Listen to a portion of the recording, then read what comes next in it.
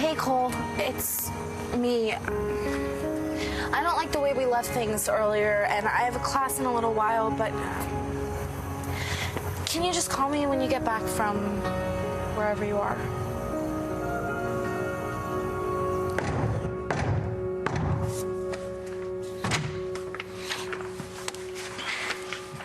Cole, what can I do for you?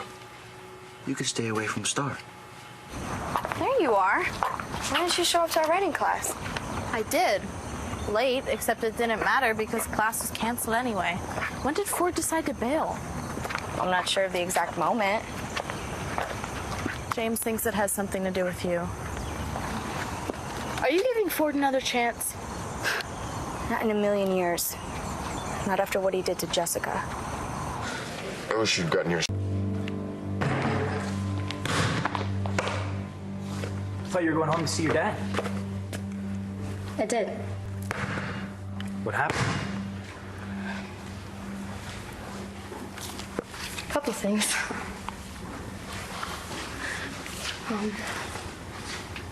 My mom's ashes were delivered to the house today. That must have been hard. When I got home,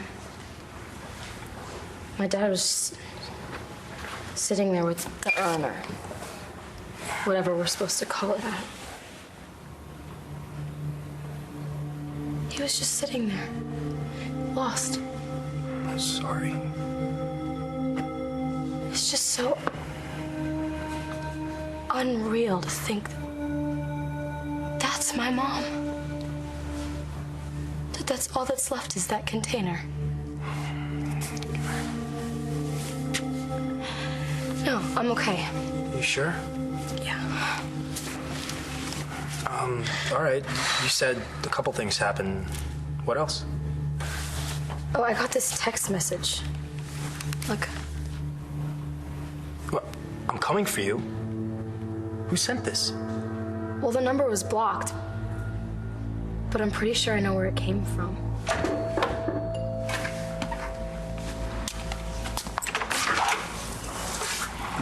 Hey, I've been thinking about you. Are you all right? Wait, because my wife died? She's in the living room if you want to go and say hi. It won't always be as horrible as it is today. Thank you very much. You can go now. Unfortunately, I can't. We still have a paper to publish, and I really need you to weigh in on tomorrow's lead story. Oh, scrap it. For what? Bloody brothers. Murderous sibs in cahoots in Tahiti. What are you talking about? Eli Clark and Ross Rayburn. Partners in crime. You know that Ross has been Alive? Yes. For some time now. So all of these months, Ross has been behind the scenes aiding and abetting?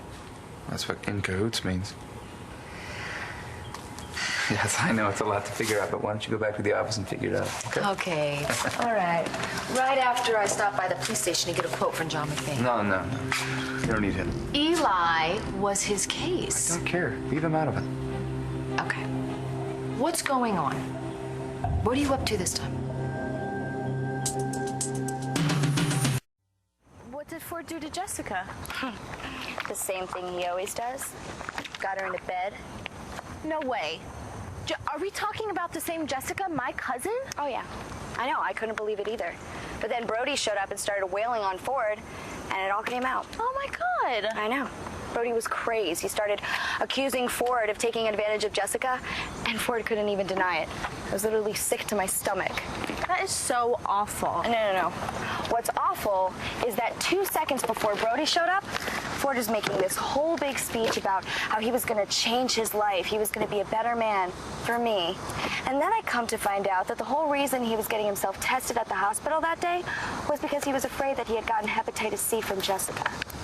I just don't get it. I mean, she's so in love with Brody. Yeah, now. But before. When she thought she was a teenager? I think Jessica probably went over to Ford's apartment on prom night looking for Christian, but ended up with Ford instead. The night of the prom? The same night that I caught him with Karen.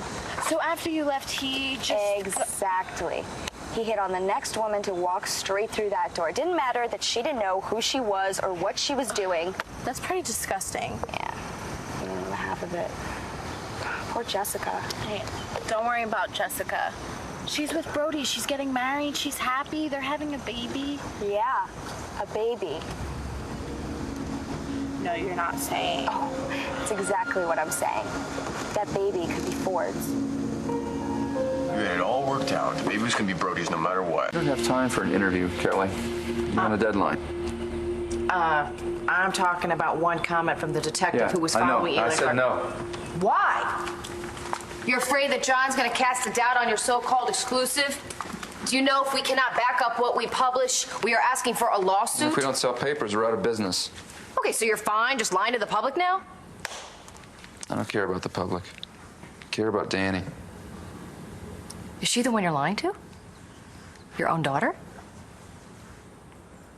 I'm pretty sure the text is from my dad.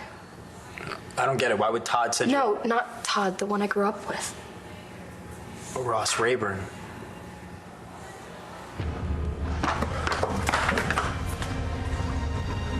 Des. Hey, what are you doing here? I just wanted to make sure you were safe. I'm fine.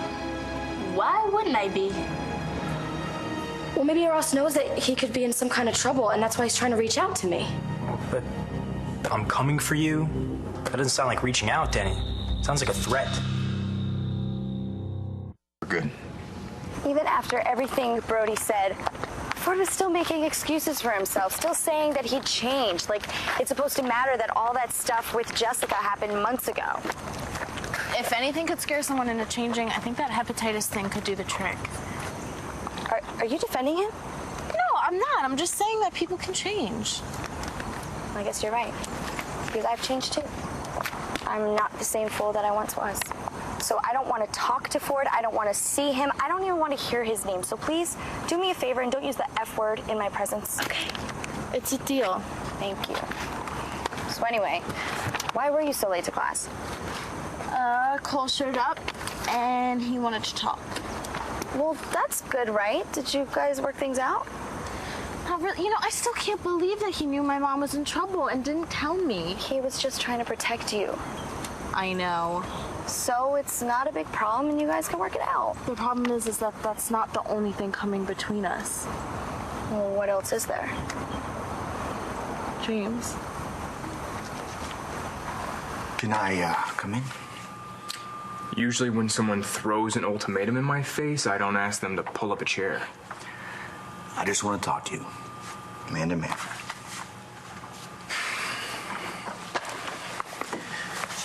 But you're new here, so maybe I should cut you some slack.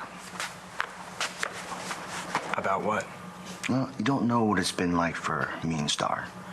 I mean, maybe you think we're just like any other couple. I don't think that. Well, I don't know what you think you know or what you heard, but you don't know anything about us. I mean, there were times where no one thought that we survived, but we proved everyone wrong. We even got a beautiful little girl out of it. A little girl that we thought that we had lost. And that changed us, both of us. Yeah, I can see how it would. No, I don't think you do. You see, we're not just a couple clueless kids trying to figure out what we want to do when we grow up. We're already grown up, and unfortunately, we had to do it really fast. Is there a point to this? The point is, we might be going through a rough time right now, but we've gotten through a lot worse. Because we love each other. And we always will. So if you could stop complicating things, that'd be really nice.